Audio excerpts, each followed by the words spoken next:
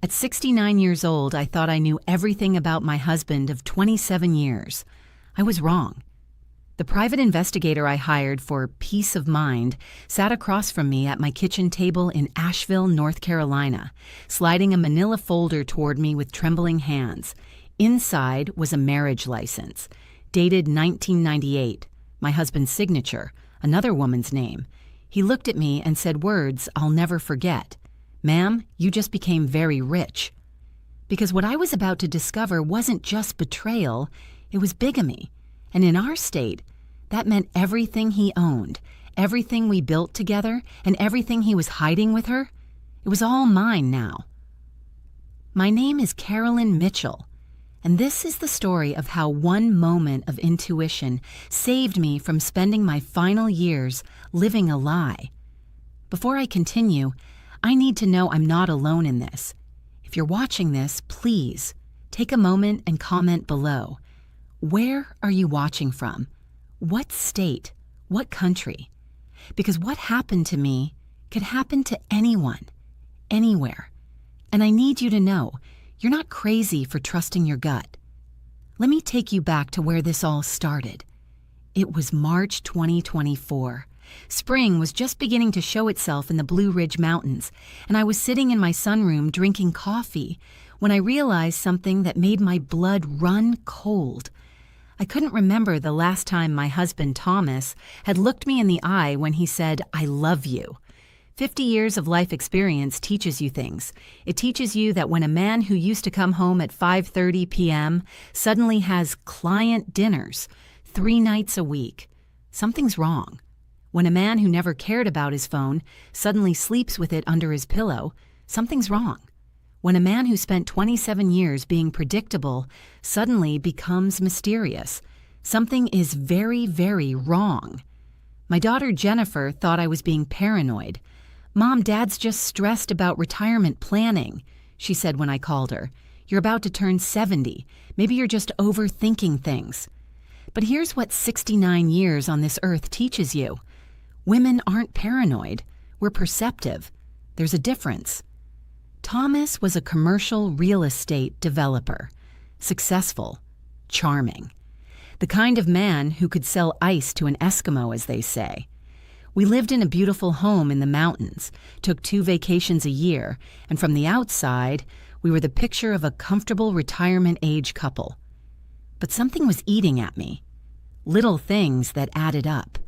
The way he'd close his laptop when I walked into the room, the weekend property inspections that seemed to take longer and longer, the fact that our joint bank account showed regular withdrawals I couldn't quite place.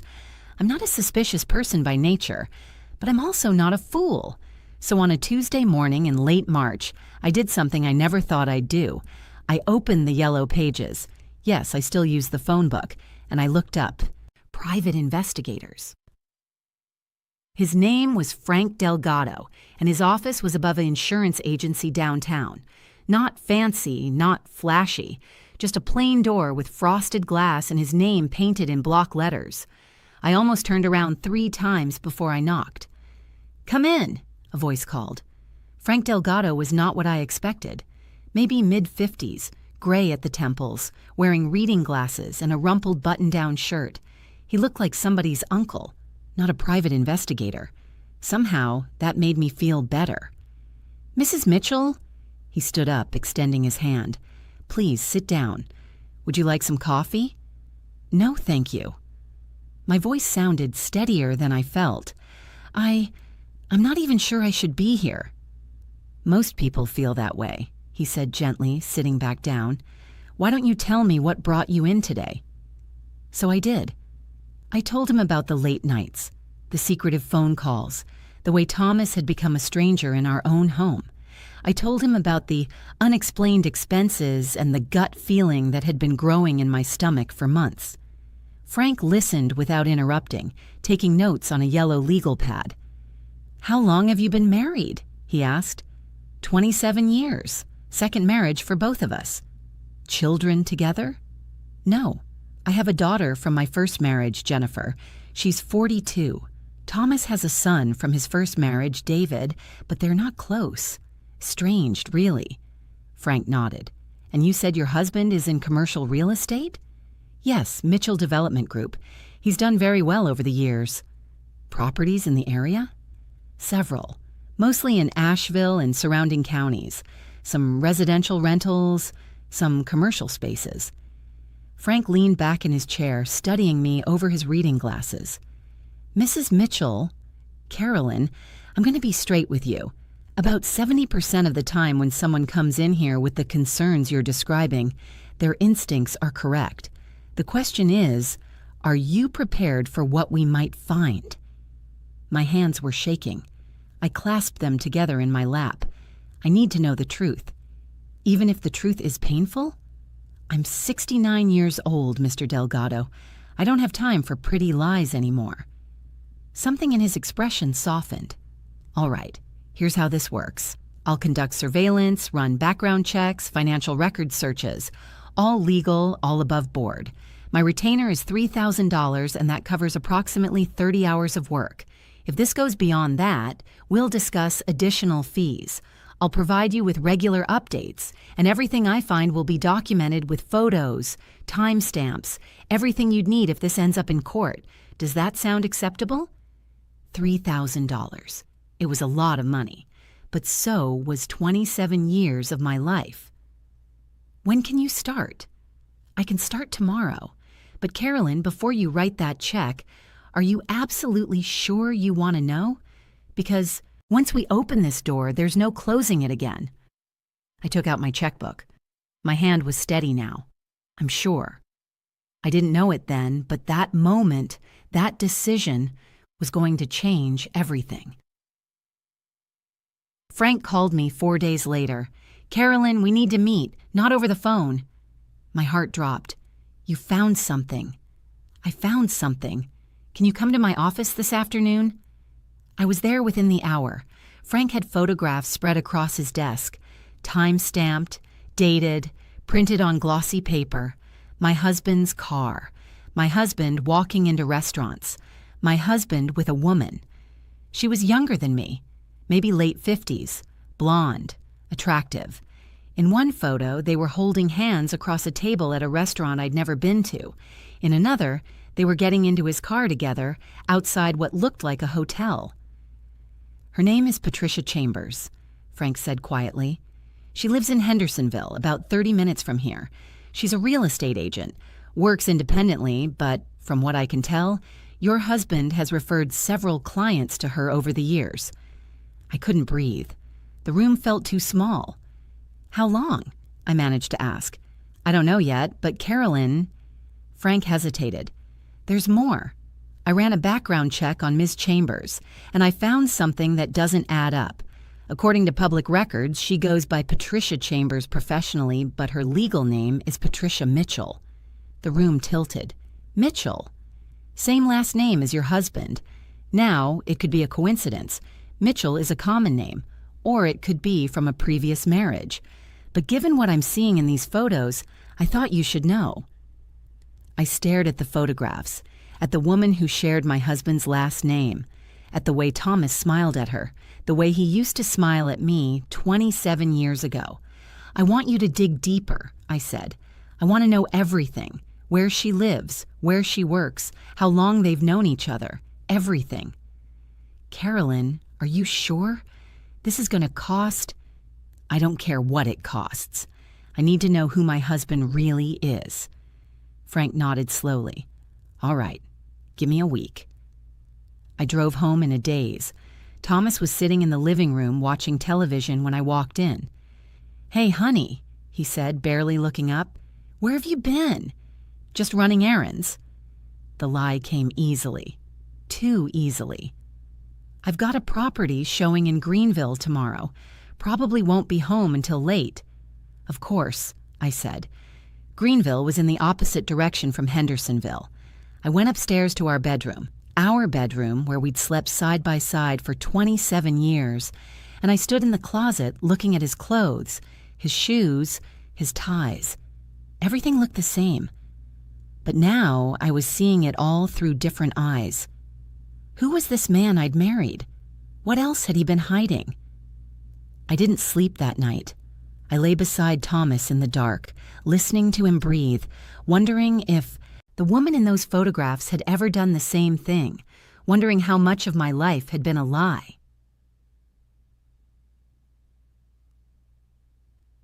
When Frank called 8 days later, his voice was different, tense, urgent. "Carolyn, I need you to come to my office right now, and you might want to bring someone with you, a friend, your daughter, someone." "Why? What did you find?" "Not over the phone. Please, just come." I called Jennifer. She was working in Charlotte, 2 hours away, but something in my voice must have frightened her, because she said she'd get in the car immediately. I got to Frank's office first.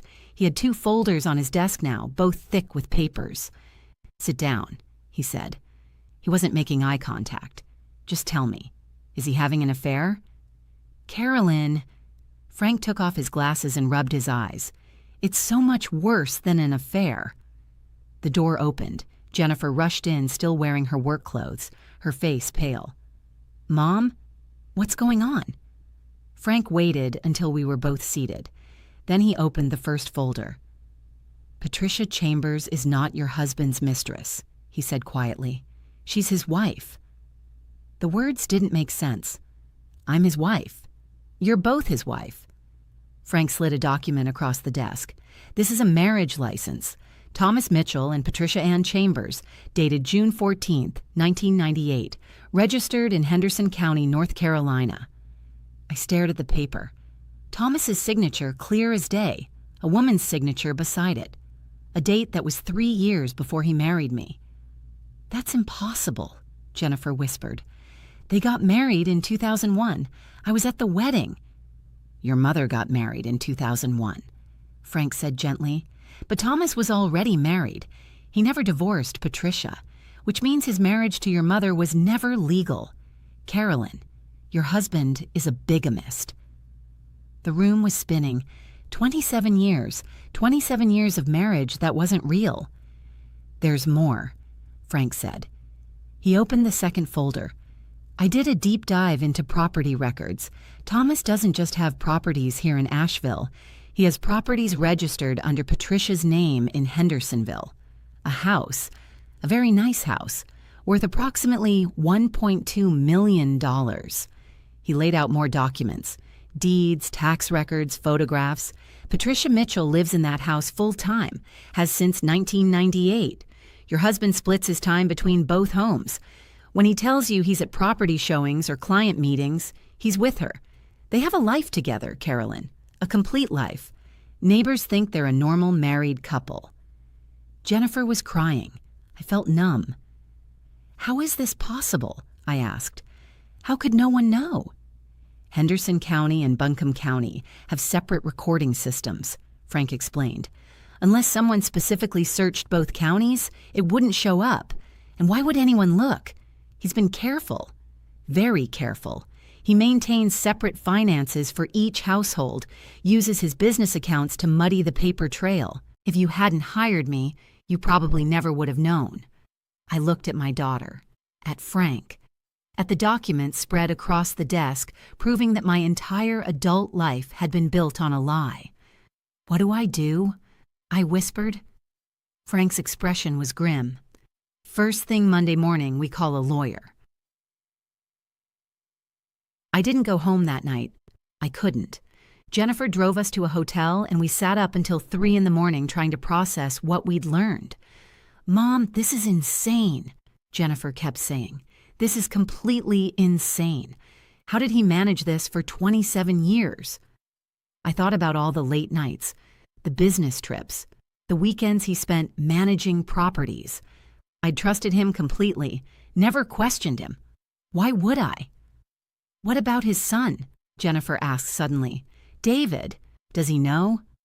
"I don't know. They've been estranged for years. Thomas always said it was because David couldn't accept our marriage after his mother died." "When did Thomas's first wife die?"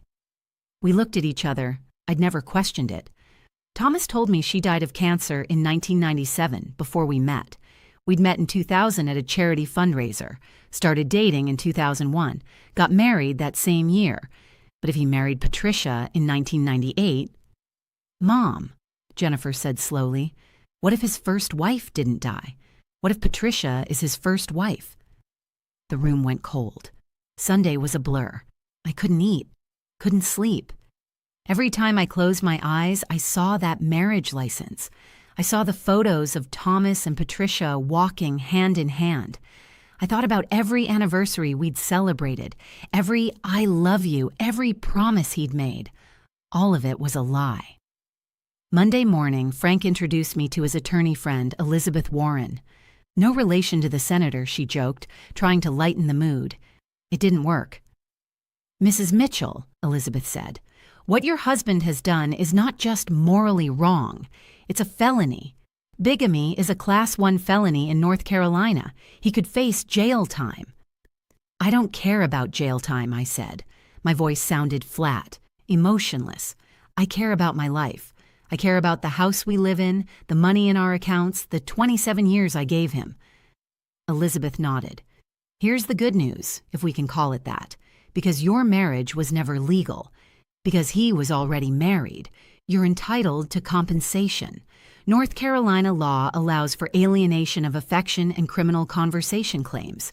Plus, there's fraud, possibly embezzlement if he used joint funds for his other household. And then there's the big one." She leaned forward.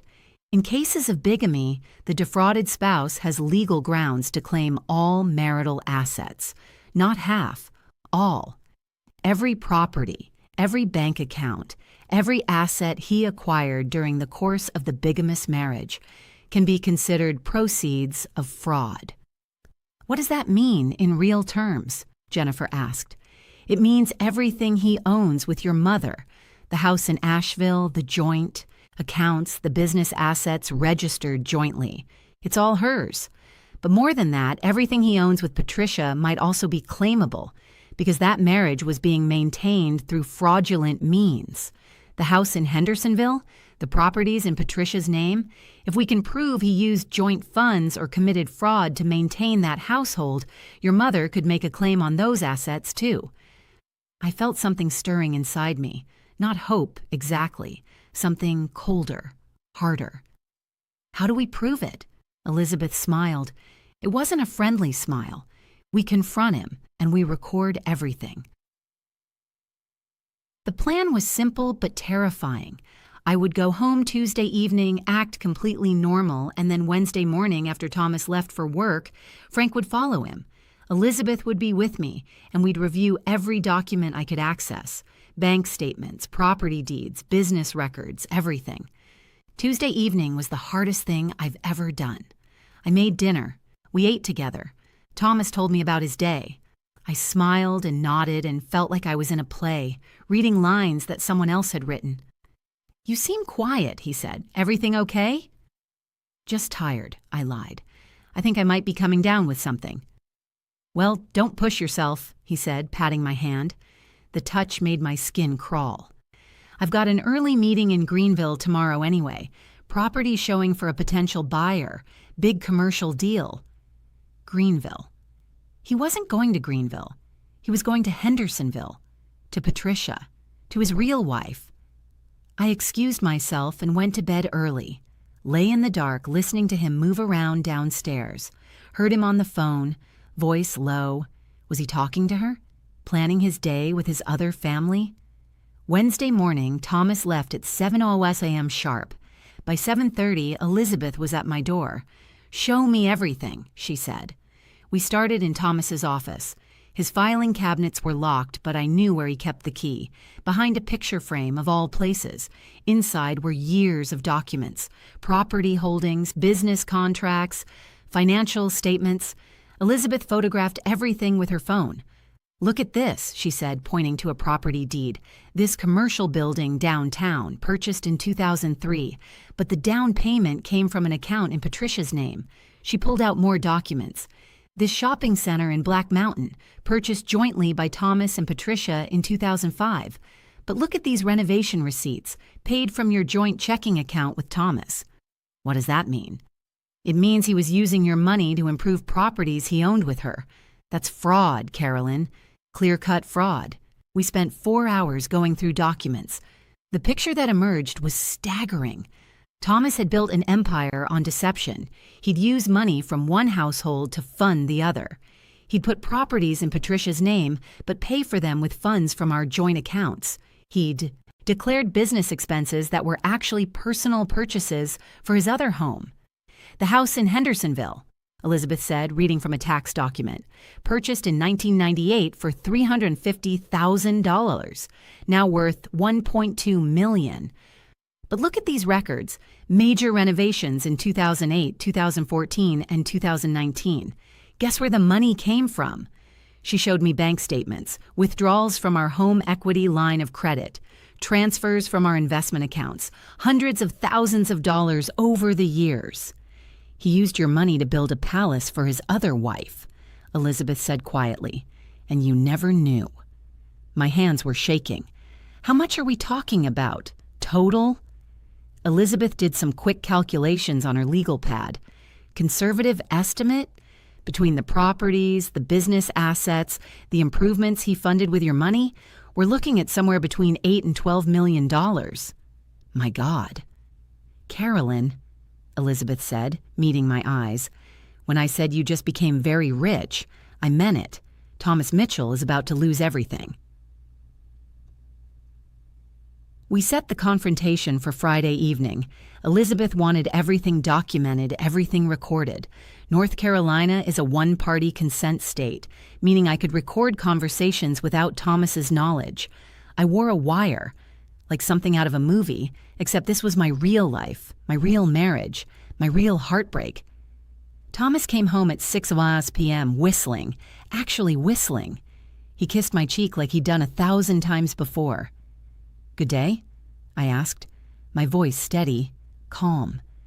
Great day. Close the Greenville deal. That property is going to make us a fortune, honey. Us, he said, us.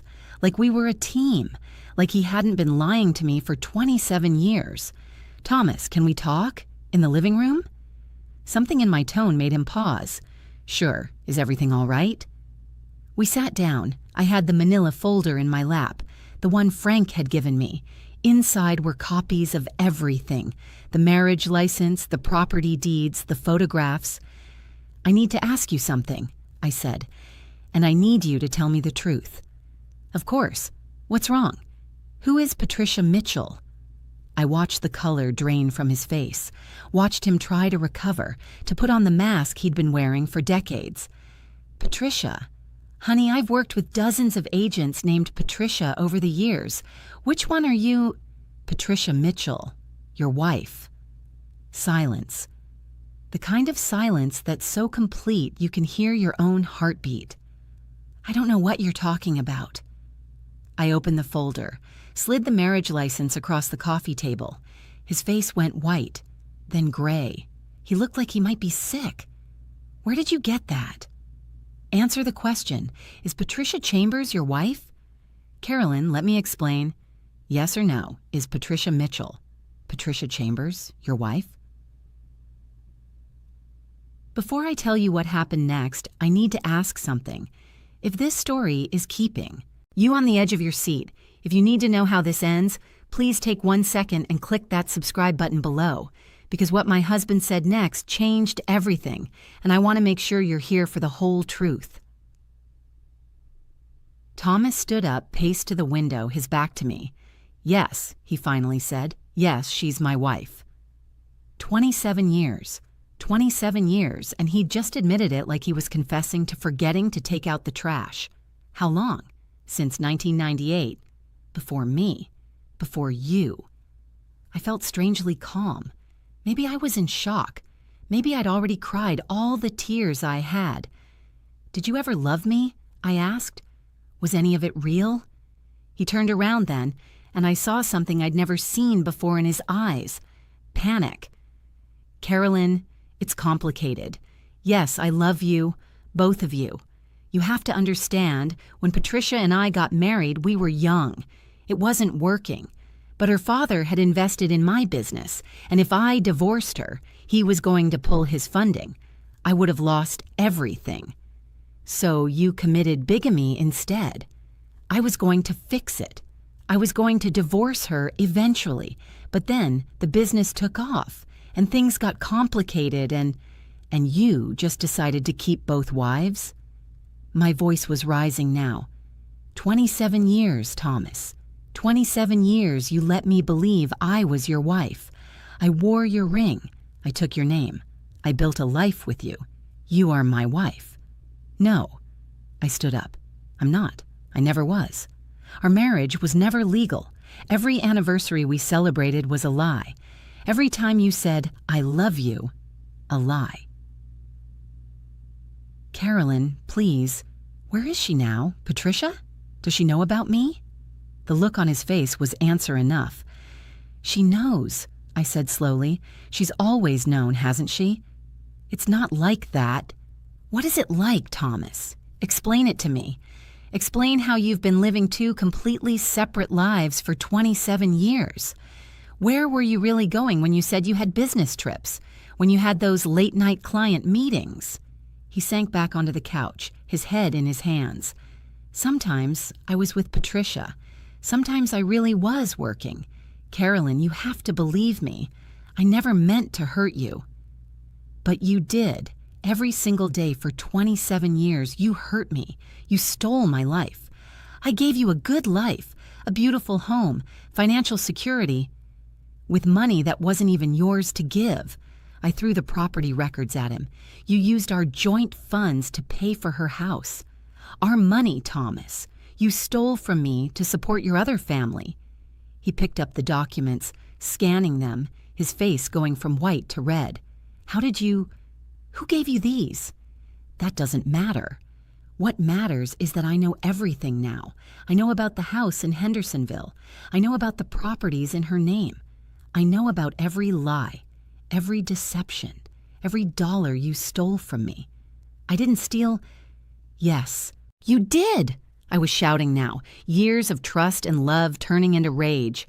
"You committed fraud, Thomas. You committed bigamy. You're a criminal." He stood up, and for the first time in 27 years, I was afraid of him. "You need to calm down," he said, his voice low and dangerous.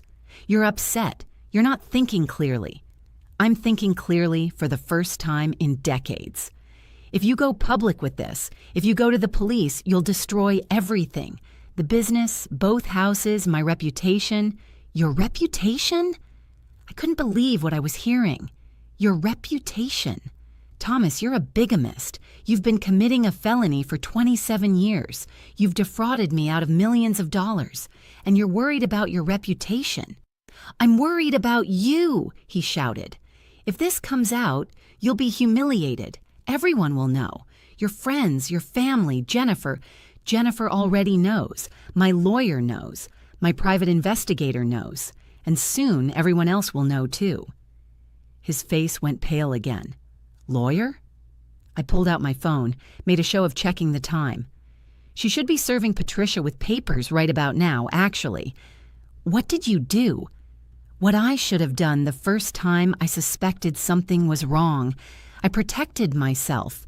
Thomas lunged for me, grabbed my arm. "You can't do this. Carolyn, please, we can work this out. We can keep this quiet. I'll divorce Patricia. I'll make it right. Let go of me. We can fix this. Just don't go to the police. Please, I'm begging you. Let go of me or I'm calling 911. He released my arm like I'd burned him. "It's over, Thomas. The lies, the double life, all of it. Over." "You're making a mistake." "No," I said quietly. "I made a mistake 27 years ago when I said I do to a man who was already married. But I'm fixing that mistake now." The legal proceedings moved faster than I expected. Thomas was arrested on bigamy charges the following Monday. The look on his face when the police showed up at his office, I wasn't there to see it, but Jennifer was, and she said he finally looked like what he was, a man whose lies had caught up with him. Patricia tried to contact me, called my phone 14 times in one day, left voicemails crying, saying she didn't know, that Thomas had told her I knew about her, that we had some kind of arrangement. Elizabeth told me not to engage. Everything would be handled through lawyers now. The discovery process was brutal. Every document, every bank statement, every lie laid out in black and white. The prosecutors built their case with precision. Thomas had been using business accounts to fund both households. He'd committed wire fraud, tax fraud, identity fraud. The bigamy was just the beginning. Elizabeth filed civil suits on my behalf. Fraud, intentional infliction of emotional distress, conversion of funds. The numbers kept getting bigger. The house in Asheville is worth $2.1 million, Elizabeth explained at one of our many meetings. Fully paid off. And since your marriage was never legal, you can claim sole ownership. The business assets are more complicated, but we're estimating your share at around $4 million. Then there's the house in Hendersonville. Because Thomas used your funds for the down payment and renovations. You have a legitimate claim there, too. Patricia is fighting it, but the paper trail is clear. What about Patricia? I asked. Does she get anything? Elizabeth's smile was sharp. Patricia was complicit in the fraud. She knew you existed. She knew Thomas was committing bigamy. She benefited financially from funds that were stolen from you. She's lucky if she walks away with the clothes on her back. The trial lasted 3 weeks. I had to testify. Had to sit in that courtroom and tell our story, my story, to a room full of strangers. Had to look at Thomas in his expensive suit, his lawyer whispering in his ear, and remember all the years I'd loved him. His defense was that he'd meant to divorce Patricia, but life got complicated.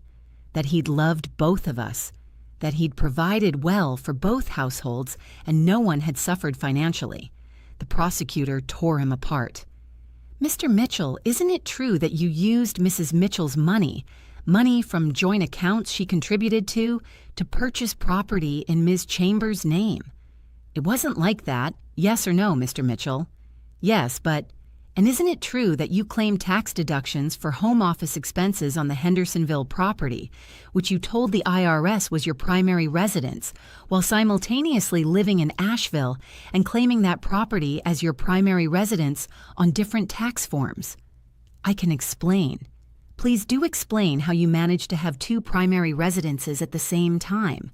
The jury deliberated for 6 hours, guilty on all counts, bigamy, fraud, wire fraud, tax evasion.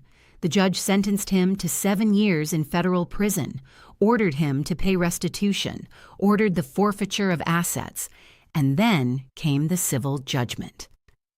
Elizabeth stood in my living room now, legally mine, with the final settlement papers. Carolyn, you need to sit down. The total came to $11.7 million. The Asheville house, the Hendersonville house, 3 commercial properties, Thomas's share of the business, investment accounts, retirement funds, everything. Patricia got nothing. The court ruled she'd been complicit in the fraud. Thomas's son, David, who I finally tracked down, had been estranged from his father for 15 years. Turned out he'd known about both marriages and wanted nothing to do with either of us. Jennifer helped me through those first few months. The shock, the grief, the strange feeling of being free and wealthy and utterly betrayed all at once. "Mom," she said one evening, sitting with me on the deck of my mountain home, "what are you going to do now?" I looked out at the Blue Ridge Mountains, at the view I'd loved for 27 years without really seeing it. "Live," I said simply. "Really live." And I have. I sold the Hendersonville house. Couldn't stand the thought of keeping anything that had been Patricia's. Donated a portion of the settlement to organizations that help women escape fraudulent relationships. Set up a trust fund for Jennifer and her kids. The private investigator fee of $3,000 was the best money I ever spent. Frank Delgado saved my life in more ways than one. He showed me that trusting my instincts wasn't paranoia. It was survival. Thomas is in federal prison. Minimum security, but still prison. He'll be eligible for parole in 5 years. He's written me letters. I've burned every single one without reading them. Patricia moved to Florida, last I heard. The court ruled our marriage null and void from the beginning, which meant she was technically still married to him when he went to prison. She filed for divorce 6 months after his sentencing. Can't say I blame her. At 70 years old now, I'm finally living the life I should have been living all along. I travel. I spend time with my grandchildren. I wake up every morning in a house that's completely mine, with no secrets, no lies, no one stealing my life while I sleep beside them. People ask me if I'm bitter, if I'm angry, if I hate him. The truth is more complicated than that. I grieve the 27 years I lost. I'm angry at the betrayal, but I'm not bitter. Bitterness would mean letting Thomas steal even more of my life, and I've decided he's taken enough. What he couldn't steal was my strength, my ability to trust my gut, my willingness to fight for the truth, no matter how painful. To every woman watching this, and I hope you're still here with me. If something feels wrong, it probably is. You're not crazy. You're not paranoid. You're not overreacting. Trust yourself. Investigate. Ask questions. Demand truth.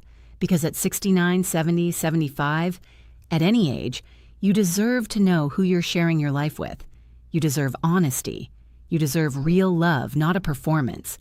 My name is Carolyn Mitchell, though I'm legally changing it back to my maiden name, Carolyn Morrison. This was my story, and if it helps even one person trust their instincts and reclaim their truth, then every painful moment was worth sharing. Thank you for watching. Thank you for listening. And thank you for believing me.